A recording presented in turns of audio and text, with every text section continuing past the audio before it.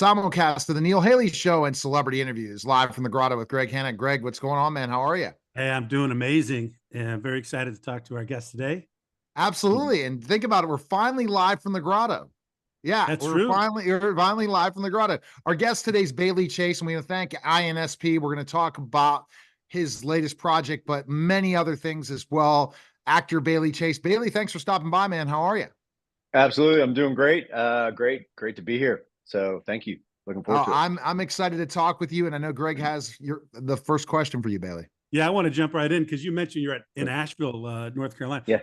Are you guys filming at the Biltmore, or where are you guys filming? So it's funny. It's funny you asked that because my wife, who's a producer, she was shooting there yesterday, and she did not ask about my acting services. I don't understand.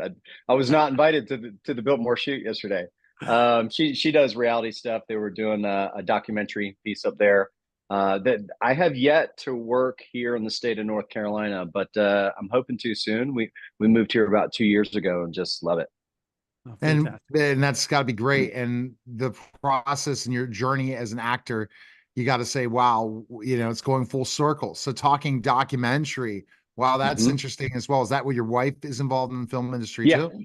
So yeah, she's a producer she does reality stuff, and she started out doing the dream homes for HGTV, and she's currently doing a documentary about someone who came over from Japan and did a lot of conservation in the Asheville, North Carolina area. Oh, Wow, wow, how very cool. cool. Yeah. Well, Yeah. tell us what you can about your project, that you're on right now.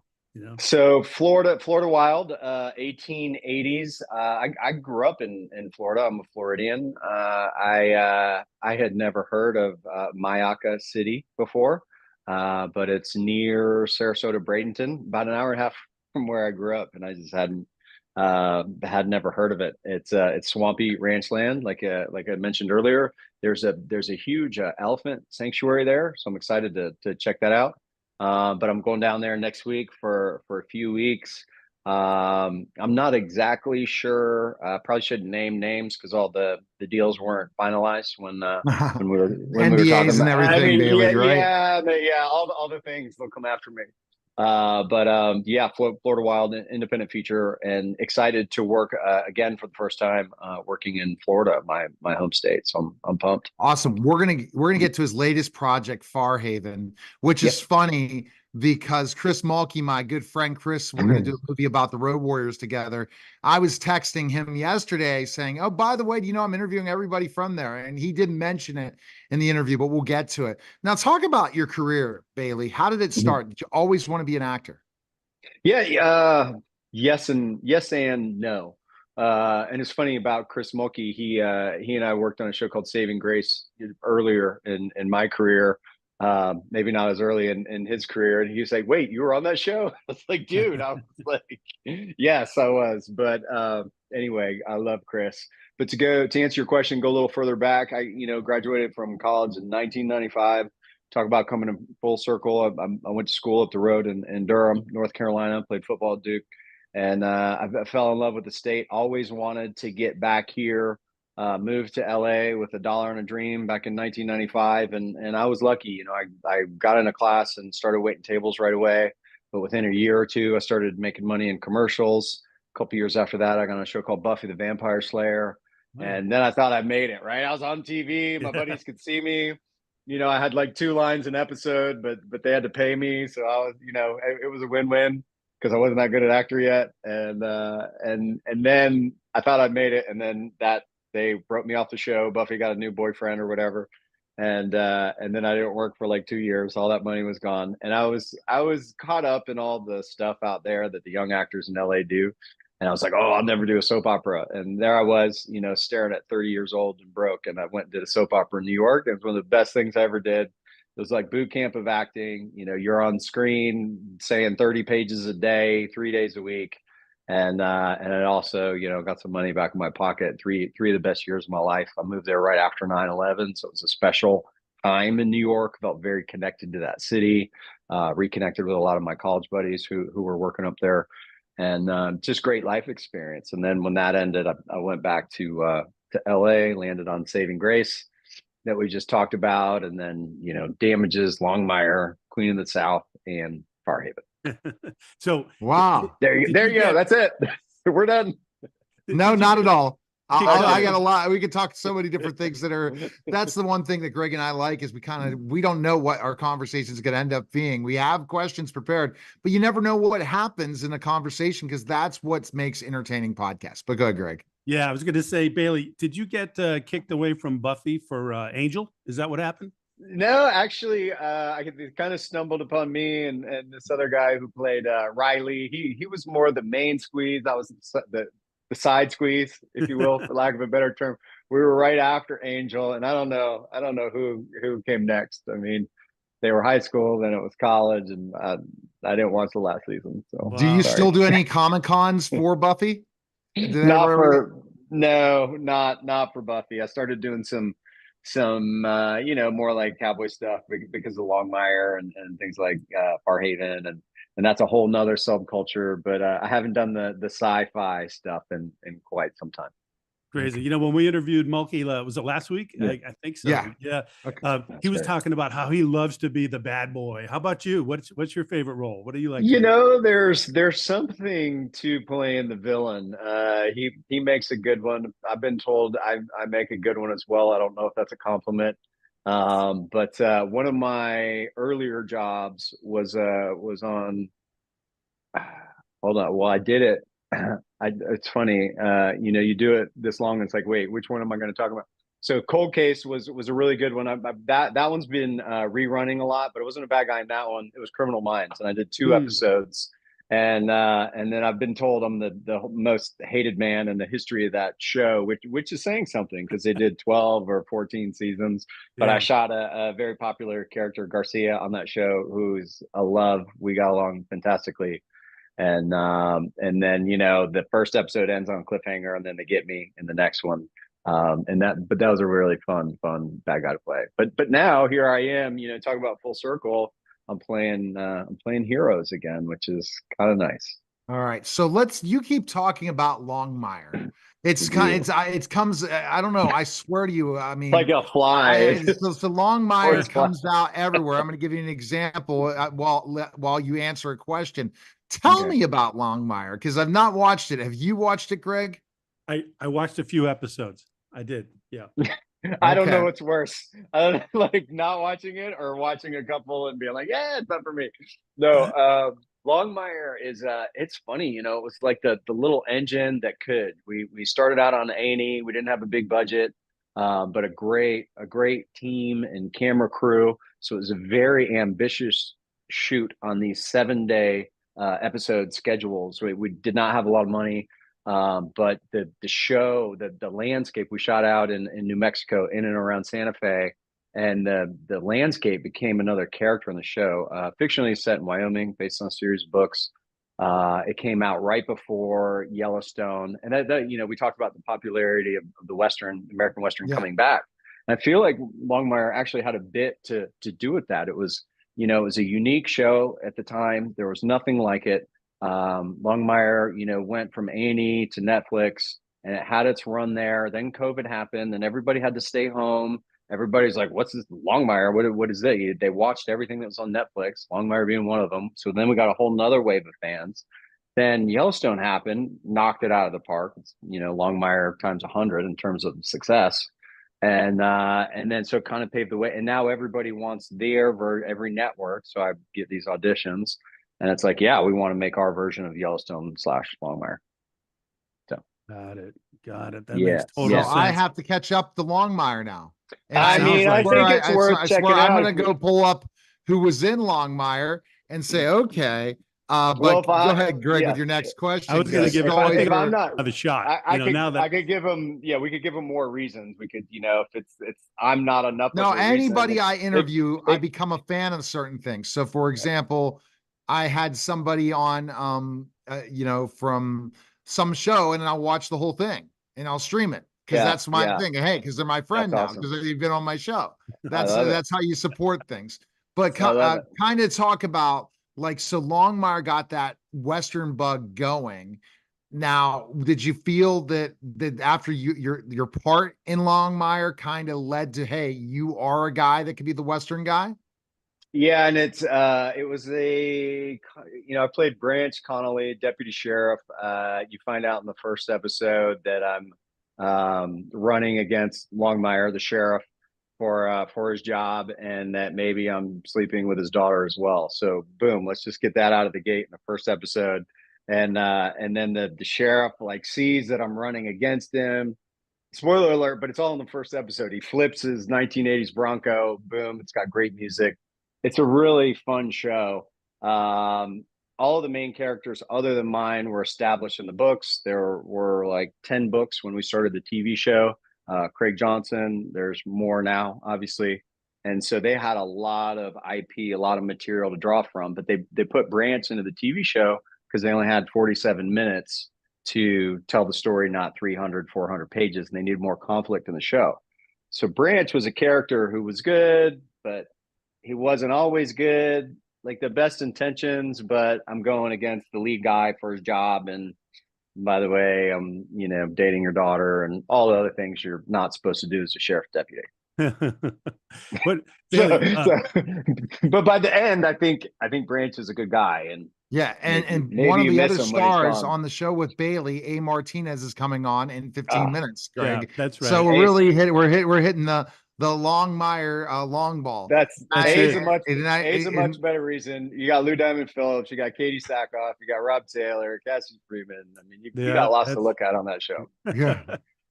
So Bailey, when you're acting, like who's been the biggest influence on you in your acting? Do you, like, if you're doing a Western, are you thinking about, Clint Eastwood, John Wayne, like That's so great. Yeah. And so, I was very humbled to get some comparisons, I guess. I'm no John Wayne, but people really likened it. We did a premiere here locally to raise funds for our local first responders in need, and INSP was great. They sent us the film. We did the thing. We raised 10 grand for a screening in a small town here in North Carolina. It's really great. And a lot of people came up to me later on, older members of the audience. They go, "Oh, you look like John Wayne. You reminded me of John Wayne in this movie and that one." And he was right before my time. I grew up on Clint Eastwood, Harrison Ford. So those were my guys kind of early on. And when I was studying acting, and inspired me to come into this. And then it was like Marlon Brando. But today, I look to even, some guys who were younger than me. Tom Hardy's doing amazing stuff. I watched Lyle Crocodile with Javier Bardem the other night, because I got young kids. And this is one of the best performances I've ever seen. So, as an artist, you draw creative inspiration from everything around you. And I get to see performances like that. And Javier Bardem, I mean, look at his resume and what he's done. And so to go from that goofy character in a borderline kids movie to No Country for Old Men or whatever, like, wow, that's talent. So I get it from everywhere. And you can't believe, you never know what your next spot's going to be. Like you say, you're going to shoot something, and we don't know what's going to happen when you go shoot this, right? You can't mention anything in the NDA, and it could be the one that is a game changer. You've had game changers, but do you feel someday there's going to be an Academy Award winning acting gig at one point? I appreciate that. That's in God's hands, and I'm old enough and humble enough to say that now. It's not up to me. Whatever he puts in front of me, I'm gonna take it on and do my best work. And it's not about the awards. Of course, that would be incredible if that were to fall into my lap. But what was so great about Farhaven? It's a story about redemption, doing the right thing. There were some external forces, one of them being Chris Mulkey's character, coming after me. But at the end of the day, I was able to, stand strong in my faith, and, everything, goes the way it's supposed to in that one. And yeah, this thing that I'm getting ready to go do down in Florida, it's another one. It's a character that I haven't played before, where it's a little bit Clint Eastwood and Unforgiven, where I've sworn off violence. I've had a violent past, and I've sworn that off. But when the bad guys come for my family, I'm forced to protect them, and I do it in pretty spectacular fashion. So I'm excited. I'm excited to shoot that. Well, Awesome. I got to get into Westerns for one reason only. Good. One of my reasons, one of my clients writes Western books. And Okay. we're going to now, my publishing company is going to republish all his Westerns. So it'll be intriguing to look at understanding that audience and building it, because it's a huge cult audience, Westerns. It Yeah. totally is. And it's like gigantic in books and movies. And as you said, Longmire, I won't bring up the other name, is released. So thank you for that. But I mean, of course, Yellowstone feeds off Longmire, and vice versa. People burn through Yellowstone, and then they went back and watched Longmire, and then and like your friends, people who come on your show become your friends, and then you watch all their stuff, and it's similar. So like all these Yellowstone Longmire fans are now watching Farhaven. It was the #1 movie, new release on Amazon for I don't know how many weeks, but I want to say 6 weeks later, the director, Gary Wheeler, was texting me, so we're still #1. Can you believe it? I'm like, no, because we were this lower budget, in comparison to the 200 million, whatever, Hollywood versions of doing a Western. We were probably down there at a couple million, and it looks like a $20 million movie. And everybody showed up and made it #1 for 6 weeks or more. It's incredible. Oh, that's cool. Bailey, I got to ask you, did you like Cowboys and Aliens? Did you like that movie?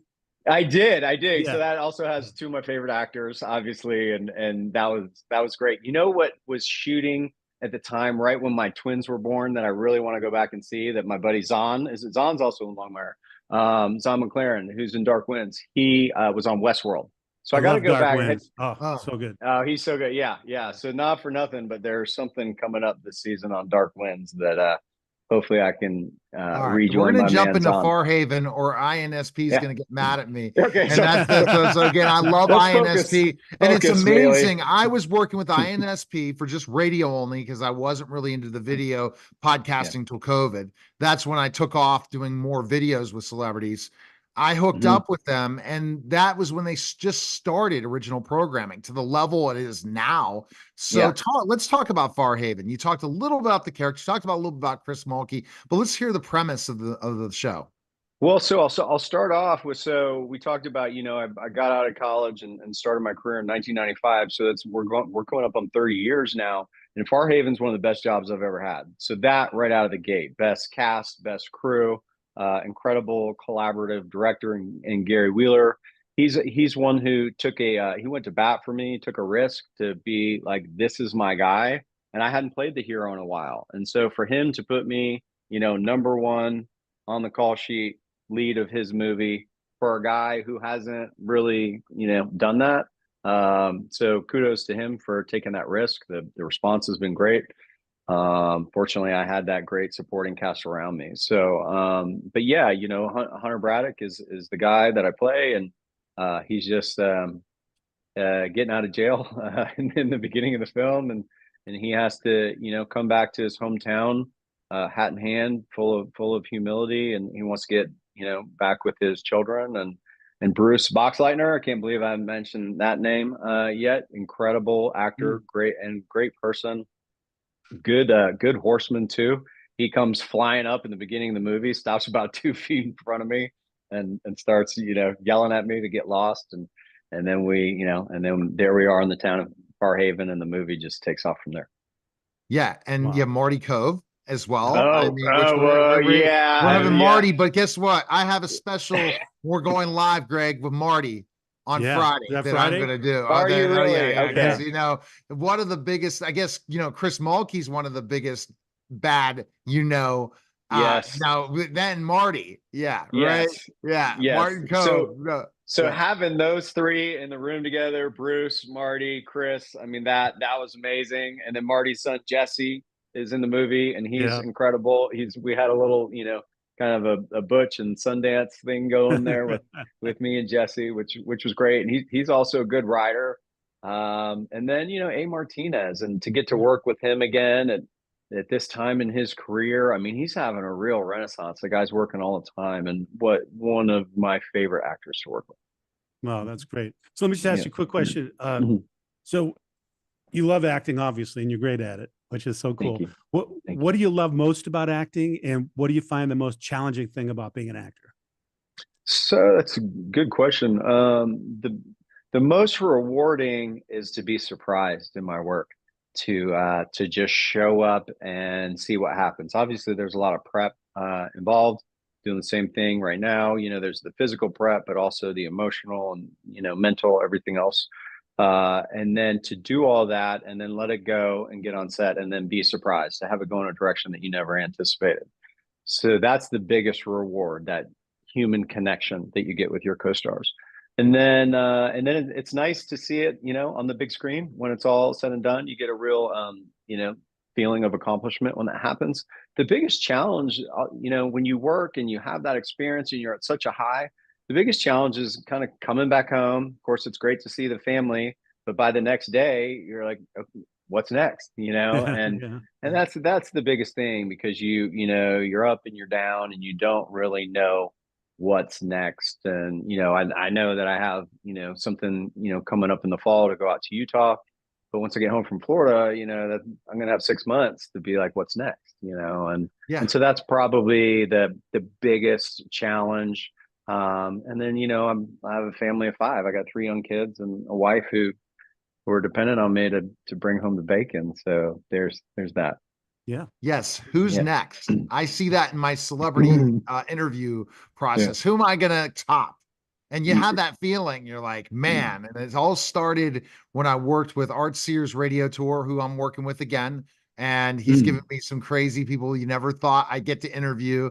And it just keeps going. You gotta, Yeah. you're just like you said, your last acting year is best as your last acting gig. Your best Yeah. is your newest client, your newest sale, your newest something. You gotta always improve to get to the next thing if you really are passionate and love what you do. I know, Greg, you have that final question, and it's your favorite question. And I'm excited. I don't know what the answer, how Bailey's going to answer this. Well, I can't wait to find out. So Bailey, I asked this of everyone that we interview, and here we go. Tell me, what's the most important thing in life you feel you've ever learned?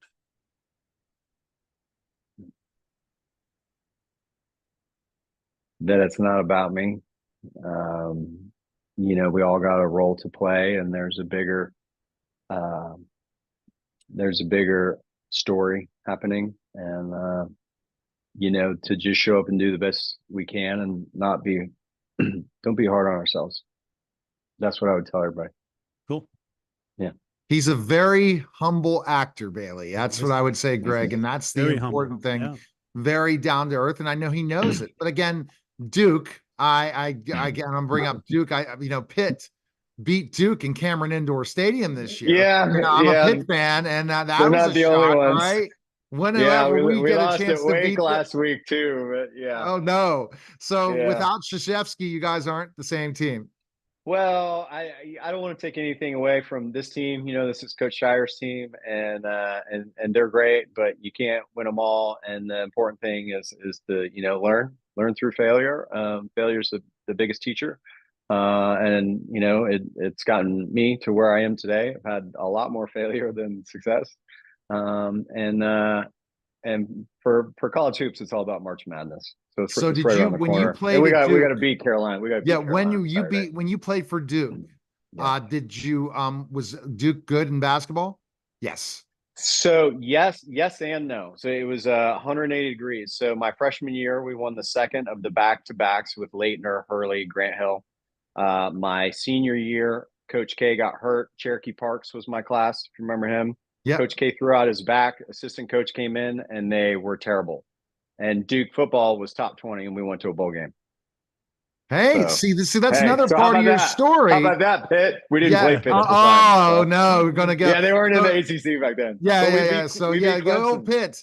I don't know. Pitt football is going to be decent this year. We'll have to see. It's every year. But again, with this new, wouldn't you have liked to got paid as an athlete? This is a different game. I had Darnell Dinkins texting me, former Super Bowl champion, played for the Saints.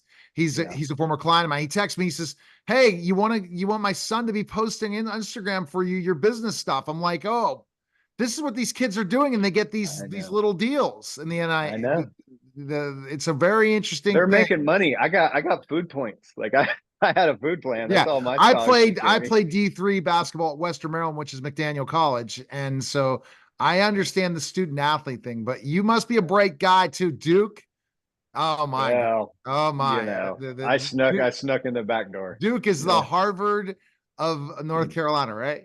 They say so. North Carolinians might not say that, but maybe it's the Harvard of the South. Maybe something. Harvard of the It's South. some. It's All right, something. Bailey, where can people connect with you? Best place. Instagram at Bailey Chase. All right. This was Cool. a special simulcast of the Neil Haley Show and celebrity interviews live from the Grotto. Greg Hanna, guys. Take care.